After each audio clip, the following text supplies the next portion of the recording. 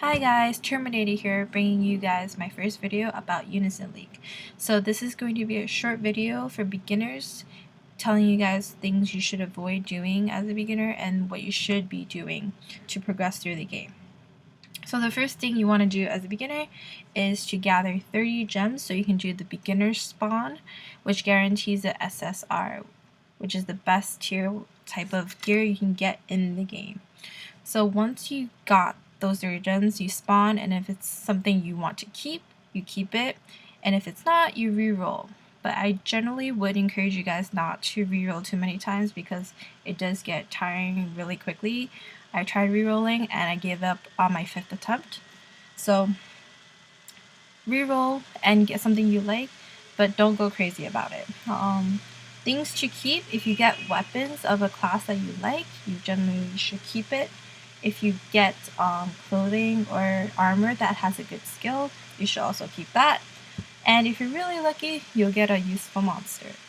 And you should definitely keep that because monsters are probably the hardest thing to get when it comes to spawns, in my opinion. I just want to go over some of the things that you might want to keep as you're doing your first time spawns. As a soldier, you want to keep any swords that have physical testament on them. And if you get the Eisen sword, it comes with the fatal testament, and that's really good. You should keep that definitely. And this is a special type of sword that comes with an ability, and it's okay. It's an okay ability. Yeah, so definitely keep those. As a Lancer, you want to stick with physical testaments too. Any lance with a physical testament is a good lance. I believe this is also physical testament, yeah. And if you do get any lance with a special type of ability like Secret of the Spear, this is a excellent, I think the best ability you can have as a Lancer because you're always using stings as a Lancer since your main job is to be a breaker. And the Secret of the Spear procs breaks, so that's really good. This is the special ability Lance, and it's the skill I don't really like particularly, so I rather use auto attack, but it is a 27 cost Lance, so definitely keep it. And as an archer, you want to keep your, what is this called again? Fatal Testament. Bows and guns, you want to generally have as many as you can, but no more than 3 or 4. And if you can, the other 2 or 3 bows, you want to have Secret of the Arrow or Deadeye bows. I don't think I have an example of a Deadeye bow with me, but yeah. Also keep in mind that even if it's SR weapons, for example, these bows are one of the best bows you can get that's SR. These are really good. So if you get one of these, definitely save it, even though it's only SR. It does go up to UR. Okay, back to the bows. Bows. As a cleric, you generally want to use books that have the ability Heart of the Health because these proc your healing abilities. But there are special books that do other things, like for this example, it procs Plague of Light. Plague of Light is an attack for clerics, but generally, clerics are not built to be DPS, and Plague of Light itself has a really long cooldown, so I don't recommend using it even if you're questing. Just quest as a different class, honestly. And there's also Heart of Recovery, but the best skill for cleric is the Heart of Health, so stick with those. So we're on to monsters now. Most of the SSR monsters are really good, and they'll help you in later on in the game, but there are a few that if you get them, you definitely want to reroll. For example, if you get this little guy here, I cannot pronounce his name. If you guys know how to pronounce his name, please show me how or teach me how, because for the life of me, I cannot do it.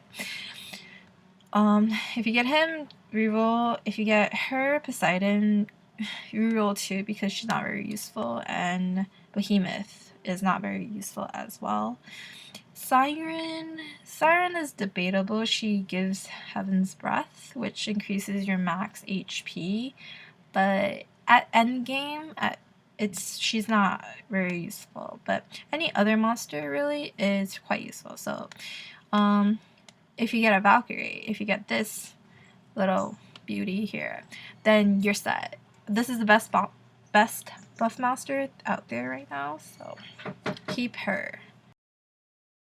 Okay, now with armor. With armor, you want to have armor with these type of abilities. I'll show you. For example, physical reflection is really good. Any type of reflection, physical or magical reflection, is really good. Our constants, physical armor up. These are constant effects. It's recommended that you have 2 of one instead of separating 2 of each. One of each, I mean. So if you're lucky to get reflection or constants, these are definitely keepers. What if you get items like these with low cost? You see it's a 20 cost item and it's just magic damage down, even though it does reduce more than reflection. Because of the cost, you'd rather reroll it. And same thing applies for helmets and hats. And if you're a cleric, mage, or archer, you want to use clothing because you get an extra boost from clothing from your passives.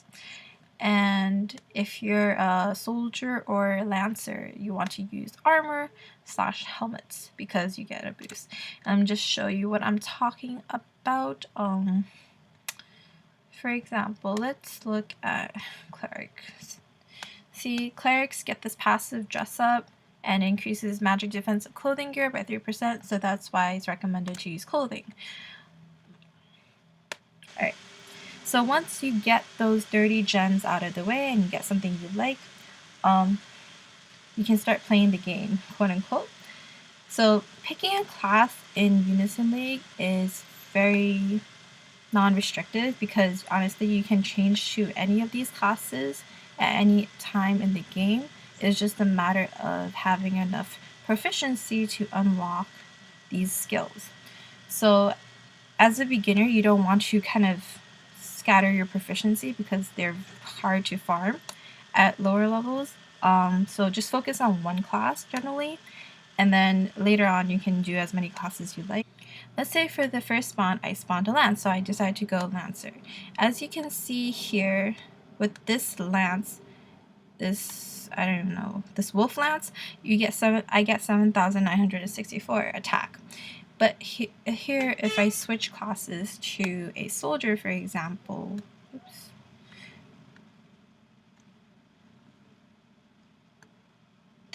my attack for this lance is significantly reduced because as a lancer I get certain boosts for using a lance. So always keep that in mind when you decide to change classes or use a specific weapon for another class. The one thing that you should never ever do as a newbie is to use this auto button you see on the top right corner. This is the absolutely worst thing you can do because once those costs go in, you cannot get them back unless you use gems, which is kind of a waste because you want to save gems to do spawns because that's the only way you can progress through this game.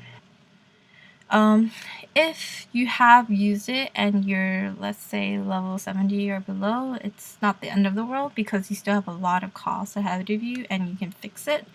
But if you're higher level than that, then you probably would end up spending a few gems trying to fix your cost. And if cost is something you guys want to know more about, definitely leave that in a comment below so I can know and make a video about that. Okay. So as a beginner, you don't want to spend your time farming these type of events. This is the new event that came out with the 34 cost monster. The reason why you don't want to do this is because the best drop rates are obviously at the higher ranks. So for example, rank 54 or rank 36 would have an okay drop rate. And then the rest their drop rates are very small, so you don't want to waste your AP on, like a 2% chance of getting something that you could use to reforge the monster. And you need quite a few of these drops. These are the drops. See, you need quite a few of these to make the SSR version of it. So again, I encourage you not to do them. It's a waste of AP. Instead, you should spend your time on these normal quests, these story quests, and just gather all the gems you see here, and use them wisely. Don't don't splurge on them on stupid things. Generally, just save them up for good spawns. At lower levels, that's also another thing. On lower levels, you don't want to use gems to refill your AP. If you look at here, I have 133 AP as my max. At lower levels, it's probably around like 30 or 40-ish. And so if you think about it, you're using one gem to refill 30 costs, which goes away very quickly. So don't use your gems for that at lower levels. At higher levels, you can do as much as you want, but just think about the cost efficiency. So the thing you want to keep in mind when you're leveling is if you ever get these weapons or items with pluses on them, you want to keep them. See here, this is from the quest. Keep these, do not sell them, because they're very useful later on. Well, not just later on, now too. They're used to increase the stats of everything, basically. You can plus all your items. You can transfer the pluses by using augment, and generally you want to augment your monsters first. See here, there's 99 on the top and 99 on the bottom, and these all come from pluses that you either spawn in friend spawns. Here is generally where you would farm pluses, or if you get drops, there's a chance that you may also get pluses there, and that's what you do with them. So don't sell them. So when you do get pluses, you don't want to put the pluses immediately into the item that you want to max out. And when I say max out, I mean to have 198. You want to put them in a N ranked item, right? Because that's the cheapest way you can do it. You put them in an N rated item like this, and you just augment it. Just augment it, and boom, the pluses go in, and you save money because it's cheaper to plus an unrated item several times than it is to plus a, let's say, SSR item. So keep that in mind. So let me just summarize what we went over. So as a beginner, focus on getting the 30 gems first to do your beginner spawn. Once you figure out what class you wanted to start with, you start doing these normal quests and gathering gems here. Don't focus so much on doing event quests such as Hands of Demise or the Flower Fairy Strike. These events require a lot more practice with the game, and you need a lot higher gear score so you can do damage and as well survive. So don't waste your AP on these yet. There's no point if people are constantly carrying you. That's not the point of the game. The point of the game is to improve yourself constantly, and you want to put yourself at a challenge. There's no point in being carried all the time, so that's why I don't advise you guys to just start doing these quests just yet. They will come back sooner or later. These quests here are here to stay. They come back every week on the same day, so next Thursday you'll see this quest again. So don't worry about that. Don't spend too many gems on refills. If you absolutely have to, then okay, but try not to do it when you're lower level. It's honestly a waste. It's something I regret doing when I was lower level because I did spend quite a few gems.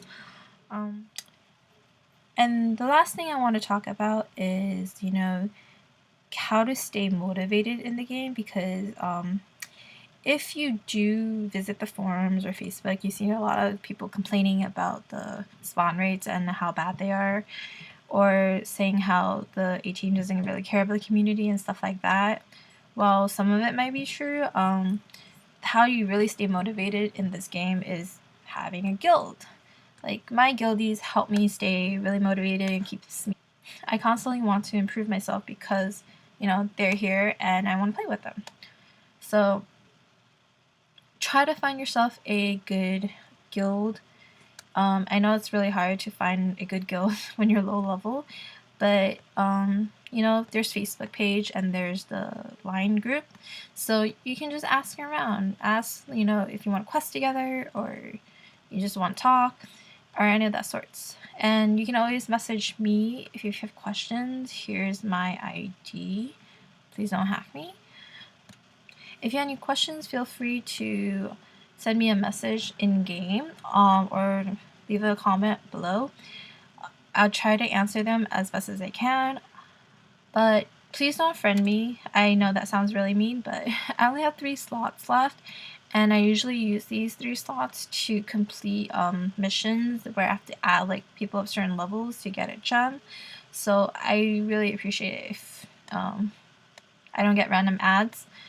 But if you need help, I don't mind adding you for, you know, however long you need, and then I'll help you, and then I'll most likely delete you.